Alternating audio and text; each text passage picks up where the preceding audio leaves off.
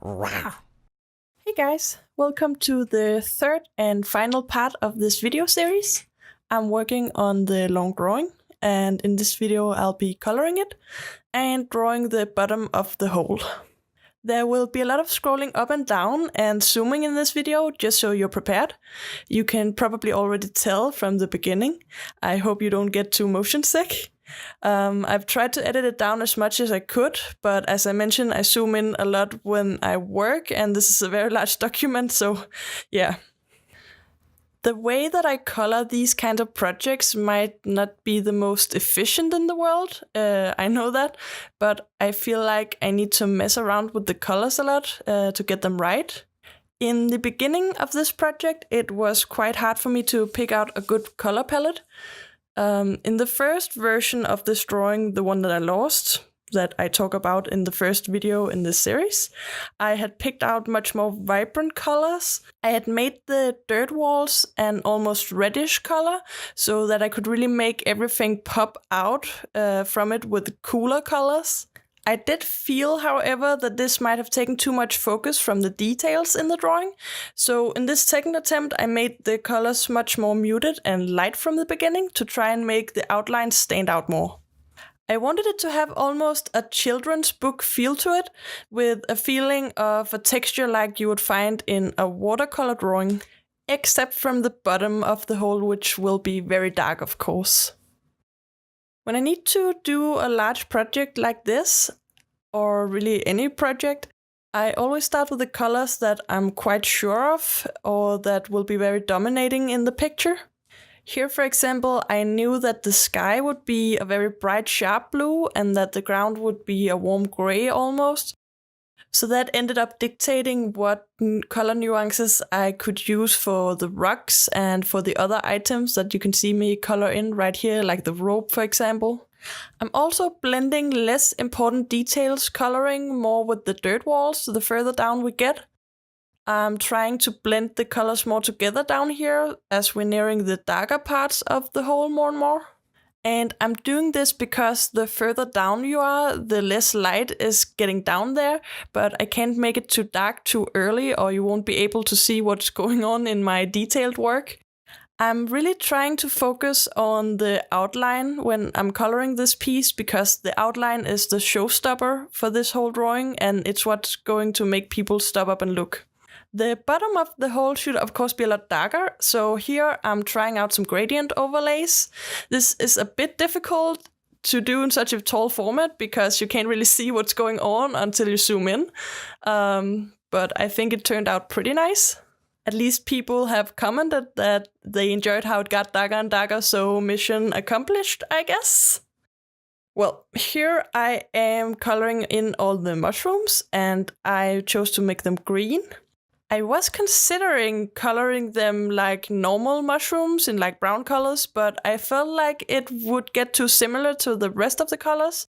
With this yellowish green color, they're more I can't speak, I'm sorry.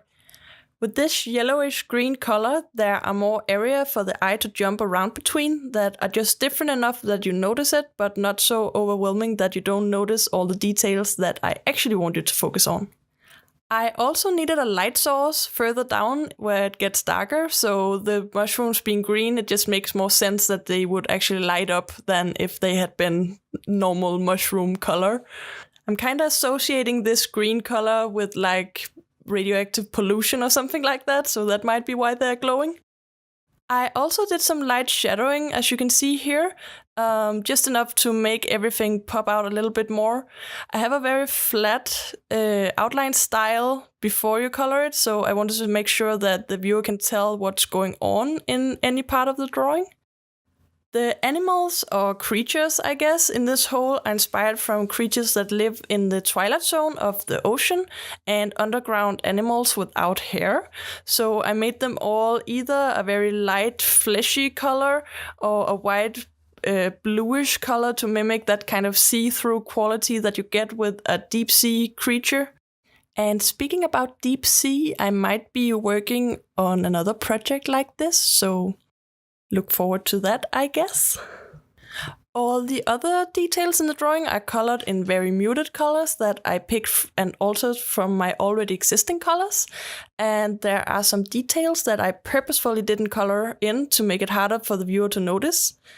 I'm trying to have something to look at and to focus on no matter where you are in the drawing, but at the same time, I want to have details that people can discover on a second look. I feel like this makes the drawing more fun and interactive, and when people notice some minor detail, they usually get really excited because they've worked for it, rather than just having it pop up in their face. So yeah, that's the logic behind why I color in some details and others I leave as they are. Since the mushrooms are giving off light, the light are bound to bounce off the things around them. So I've gone over the whole thing in another layer and adding a green rim light to these things. This might seem like a very minor thing that a lot of people might not even notice this, but it really adds to your understanding of the dimensionality of the objects in the drawing. So I hope you notice this as I scroll up and down through the drawing. I've cut a lot from this video because I keep going over the drawing from top to bottom, just looking at it. I do this because when I go over it, I look for specific things, like items that have not been colored or missing shadows and so on. I do this with all my projects, but especially for tall documents like this, I have to go over it so many times because there's so many places where mistakes can be made or where I can forget something. As you can see here, I also added some light from the flashlight, and I think it turned out really cool. I just kept going over it with a very soft brush until I was happy with it. This whole project has very soft coloring in general. I'm using brushes with texture and muted colors, and it's not for something that I do all the time. I'm usually more into like bold colors that really underlines the shapes in the drawings that I make. But I think that I've made some good choices with this project because it really focuses on the outline more than the shapes. If you know Photoshop, you might also be able to tell that I always use a buttload of layers in these kinds of drawings. I mean, if I do something more painterly, I'll limit my layers a lot more. Like before I had my awesome computer and Photoshop and a drawing pad, I would draw an iPad in a program where the maximum were 3 layers, and I would draw with my finger directly on the screen rather than using a pen. And I was definitely able to make some pretty dope drawings, but it's still very limiting to have such few layers. It's definitely possible to work with few layers like that and still create something that feels like this large image. But now that I have the option to work with a lot of layers, I'm not limiting myself. I'm good at naming them and keeping them in order, so it's a huge time saver for me actually, because I can easily change things and especially colors as I like to make the finished piece. I'm trying not to edit my voice as much as I have in the other videos. I know that I stumble a bit over my own words, like just now. But I don't know, is it better? Is it worse? I can't tell. I guess I'll stop commenting on it and just hope that it gets better with time. Oh my god. Okay, we're back at the top. I was debating with myself on whether or not I should add more outline in the background of the whole, but in the end I decided not to because I felt like it would distract from the rest of the outline, and because I felt like everything would fall a bit flat if I tried that. In my original drawing, I had this beautiful twisted tree at the top of the whole, and I'm so sad that I lost it. I really didn't want to try and recreate it because it was just one of those lines where it turned out so much better than I could have hoped for at the first effort. I really wish you could have seen it, but I guess that now at least you have a bigger, longer drawing to look at, so more details, more fun stuff. As you can probably tell, I'm just going over the whole piece one last time to look at all the details and see if anything is missing anywhere. And we're just gonna zoom over this part where I adjust the light at almost the last part of the drawing, at the big worm guy. because now we're at the very end of the piece where I decided to draw a big dragon-like monster guarding the treasure that the guys are going after. I decided to do this part separately from the other parts of the drawing because it's in complete darkness, so it's not really in relation to the other parts of the piece. I made a sketch for this guy, but I ended up using it more as a size reference once I got around to actually drawing the outline.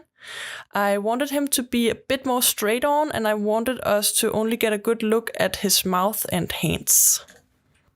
I started out by making the outline a light color, but I ended up going away from this later. I thought it would be a good idea. I don't know why. Once I actually got around to coloring, it turned out not to work out at all.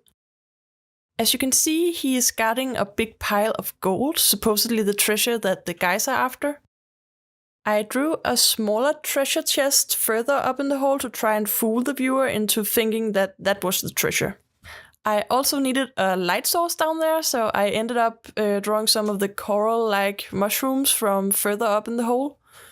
So I've speeded up this last part of the drawing a bit because we're pretty much done with the whole piece. If you want to check out the whole thing, you can go to my account on tapas.io. The links are in the description. There's also a link to Webtoon if you prefer that platform. Thank you all for following this project. You have been very, very nice, all of you. Have a good one, and bye!